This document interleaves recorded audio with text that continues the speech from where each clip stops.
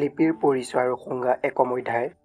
11 number ৰাষ্ট্ৰীয় পতাকা কেতিয়া অৰ্ধনমিত কৰা হয়? উত্তৰ: দেশত বা ৰাজ্যত বিশেষ শ্ৰেণীৰ মানুহৰ মৃত্যু হ'লে ৰাষ্ট্ৰীয় পতাকা অৰ্ধনমিত কৰা হয়। 12 নম্বৰ উপেন্দ্ৰনাথ গোস্বামীয়ে লিপিৰ স্তৰক কেইটা ভাগ কৰিছে? উত্তৰ: 6টা ভাগ কৰিছে। যেনে 1 নম্বৰ চিত্ৰলিপি, 2 নম্বৰ সূত্ৰলিপি, 3 নম্বৰ প্ৰতীকাত্মক লিপি, 4 নম্বৰ ভাৱমূলক লিপি, 5 নম্বৰ ভাৱধ্বনিমূলক লিপি আৰু 6 নম্বৰ ধ্বনিমূলক লিপি। 13 নম্বৰ জলাবতা কি? উত্তৰ: অসমৰ নামনি অঞ্চলত বিশেষকৈ কামৰূপত নৱজাতকৰ জন্ম হ'লে জলকীয়া পতাত পিচি তাৰ লগত তেল মছলা মিশ্ৰণ কৰি নৱজাতকৰ অপায় অমংগল দূৰ কৰা আৰু মংগল কামনা কৰাকে জলাবতা বুলি জনা যায়।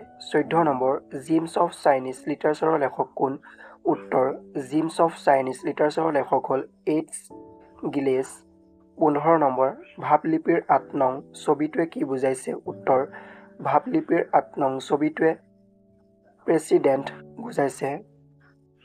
16 নম্বৰ ধ্বনি কাক বোলে? উত্তৰ: মানুহৰ হাঁওফাঁওৰ পৰা ওলাই অহা বায়ু প্ৰবাহ স্বৰতন্ত্ৰী অতিক্ৰম কৰি বাকযন্ত্ৰত প্ৰৱেশ কৰাৰ লগে লগে বিভিন্ন অংগৰ সঞ্চালনত উচ্চাৰিত বায়ু প্ৰবাহৰ নামে ধ্বনি।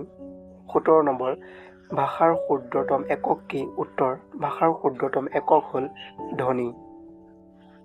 18 নম্বৰ ধ্বনিলিপিৰ ভাগ কেইটা আৰু কি কি?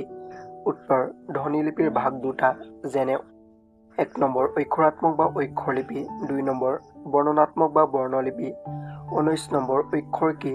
উত্তৰ: যিবোৰ লিপিত কোনো চিহ্নই সম্পূৰ্ণ বৰ্ণটোক নুবুজায়। সাধাৰণতে আদি অক্ষৰটোক বুজায় তাক অক্ষৰাত্মক বা অক্ষৰ লিপি বোলে। ইংৰাজী চাইলেবল শব্দৰ অসমীয়া প্ৰতিশব্দ অক্ষৰ। 20 নম্বৰ হিব্ৰু ভাষাত আলেফ মানে কি? উত্তৰ: হিব্ৰু ভাষাত আলেফ মানে হ'ল গৰু। 21 নম্বৰ লিপিৰ বিকাশৰ শেষ স্তৰটোৰ নাম কি? উত্তৰ: লিপিৰ বিকাশৰ শেষ স্তৰটোৰ নাম হ'ল বৰ্ণলিপি। 22 নম্বৰ অক্ষৰ বা বৰ্ণলিপি কাক বোলে? উদাহৰণ দিয়া।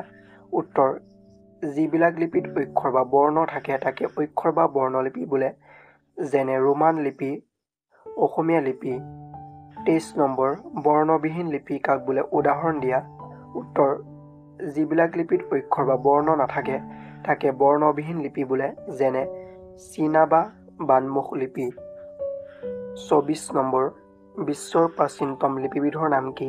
উত্তৰ: বিশ্বৰ প্ৰাচীনতম লিপিবিধৰ নাম হ'ল বানমুখ লিপি। 25 নম্বৰ বানমুখ লিপিৰ সৃষ্টিকৰ্তা কোন? উত্তৰ: বানমুখ লিপিৰ সৃষ্টিকৰ্তা হ'ল সুমেৰীয়সকল। 26 নম্বৰ বানমুখ লিপিৰ নিদৰ্শন প্ৰথম ক'ত পোৱা যায়? উত্তৰ: 4000 বছৰৰ আশে পাশে এই লিপিৰ নিদৰ্শন পোৱা যায় উৰুক অৰ্থাৎ বাইবেলত বৰ্ণিত ইৰেক অঞ্চলত। 27 নম্বৰ ভাৰতীয় লিপিৰ বিকাশ কেতিয়া হয়? উত্তৰ: খ্ৰীষ্টপূৰ্ব 3য়-4ৰ্থ শতিকাৰ মগধ ৰাজ অশোকৰ ৰাজত্ব কালৰ পৰা ভাৰতীয় লিপিৰ বিকাশ হয়।